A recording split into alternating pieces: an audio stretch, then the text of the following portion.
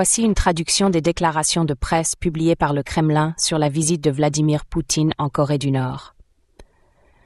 Le premier orateur est le président des affaires d'État de la République populaire démocratique de Corée, Kim Jong-un. Amis et camarades de Russie, participant à la cérémonie de signature d'un nouveau traité entre la République populaire démocratique de Corée et la Fédération de Russie. En ce moment, alors que le monde entier suit attentivement les événements à Pyongyang, où une mission d'amitié est arrivée de Russie, je me tiens aux côtés de mes camarades russes, les amis et associés les plus honnêtes dans cette salle solennelle, et cela me donne un sentiment profond. À l'instant, le président de la Fédération de Russie, Vladimir Poutine, et moi avons signé un traité de partenariat stratégique global entre la République populaire démocratique de Corée et la Fédération de Russie, qui brillera à jamais dans l'histoire du développement des relations amicales entre la RPDC et la Fédération de Russie. C'est un événement important.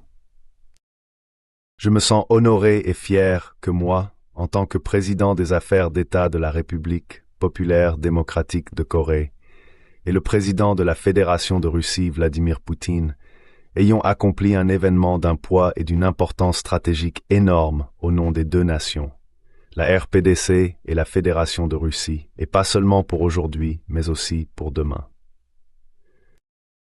Grâce à la signature du traité de partenariat stratégique global entre la République populaire démocratique de Corée et la Fédération de Russie, les relations entre les deux pays sont sur la voie d'un développement prometteur et prospère, afin de réaliser des progrès pour les deux pays et d'améliorer le bien-être de leur peuple, grâce à une coopération active dans divers domaines, y compris la politique, l'économie, la culture et les affaires militaires. Les relations entre nos pays ont atteint un nouveau niveau élevé d'alliance. Une base juridique a été établie, rendant possible la réalisation du plan ambitieux des dirigeants des deux pays et l'aspiration séculaire de nos peuples à protéger de manière fiable la paix et la sécurité dans la région et dans le monde, et à construire des États forts conformément aux intérêts communs de la République populaire démocratique de Corée et de la Fédération de Russie.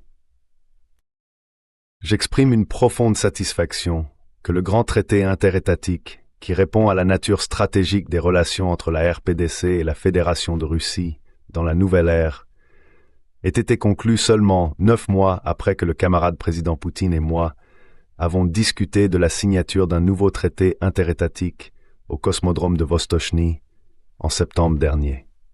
Je tiens à souligner que l'émergence du traité le plus complet de l'histoire des relations coréo-russes est impensable sans la clairvoyance exceptionnelle, la volonté intrépide et la détermination du camarade président de la Fédération de Russie, un ami très cher du peuple coréen. Camarades, les temps ont changé. De même, sans aucun doute, le statut de la République populaire démocratique de Corée et de la Fédération de Russie dans la structure géopolitique internationale a changé.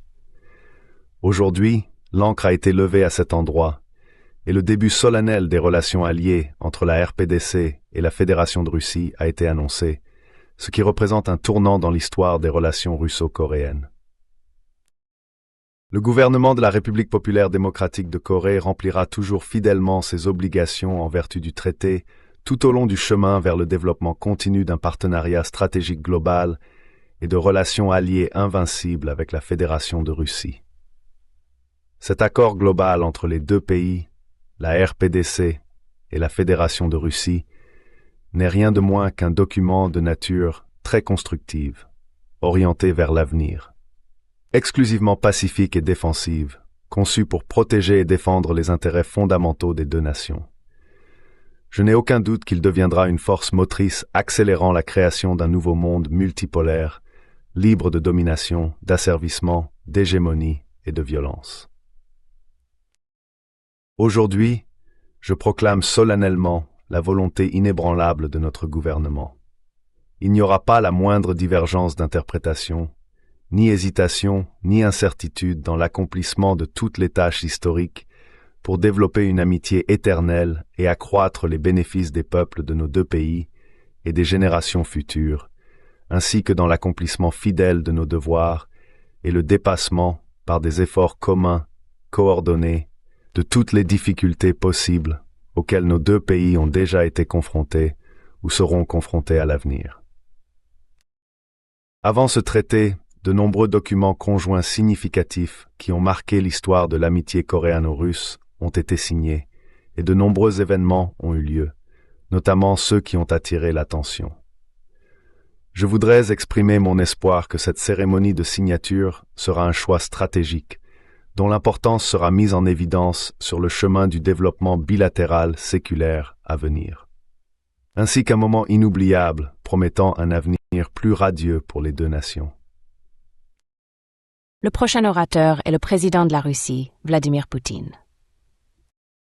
Camarades présidents, amis, tout d'abord, je voudrais remercier du fond du cœur le président des affaires d'État de la République populaire démocratique de Corée, le camarade Kim Jong-un, pour l'invitation à visiter votre pays. Je suis heureux de visiter à nouveau la terre hospitalière de Corée. Nous accordons la priorité au renforcement des relations traditionnellement amicales et de bon voisinage entre la Russie et la RPDC, qui sont enracinées dans les glorieuses traditions de notre histoire commune. Permettez-moi de vous rappeler que l'Union soviétique a joué un rôle essentiel dans la libération de la Corée du joug colonial japonais.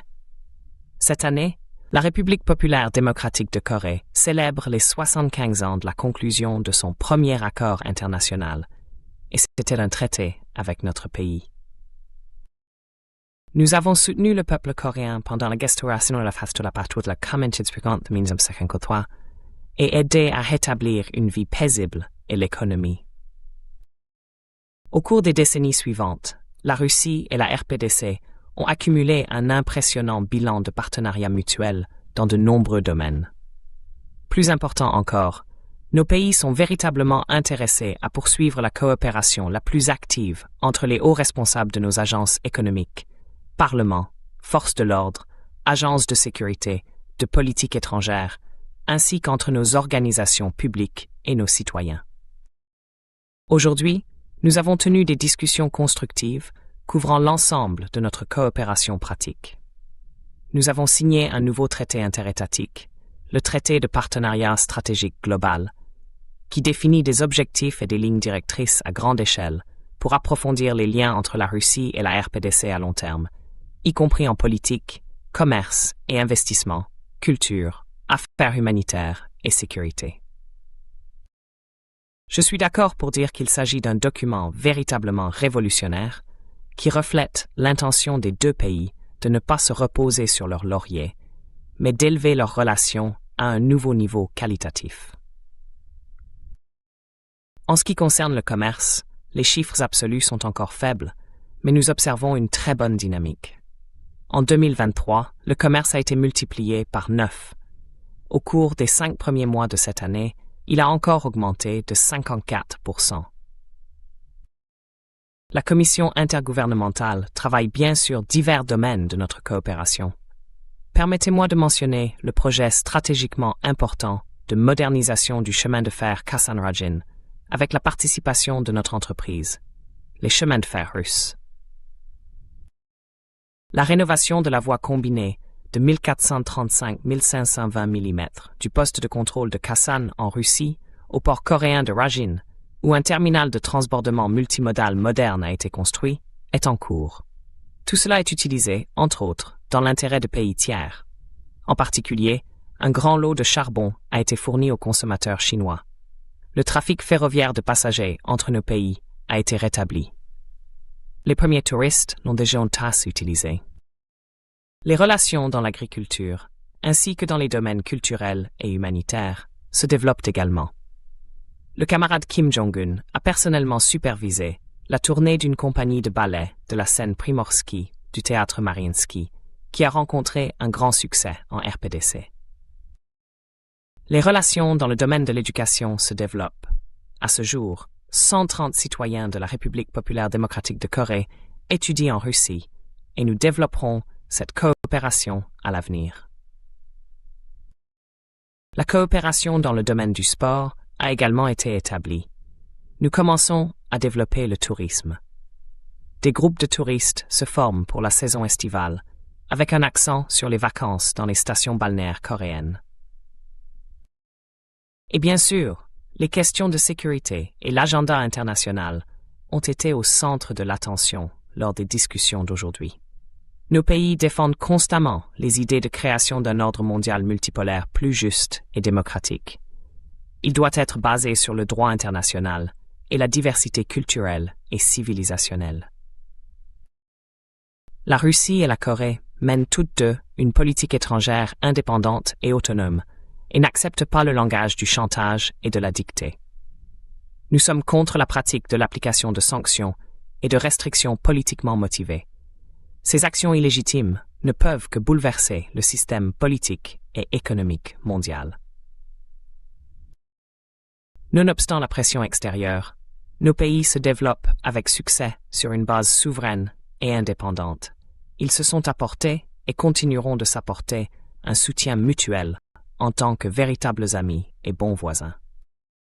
Nous continuerons également à nous opposer à la pratique même des sanctions impitoyables en tant qu'outil que l'Occident a pris l'habitude d'appliquer pour préserver son hégémonie en politique, dans l'économie et dans de nombreux autres domaines.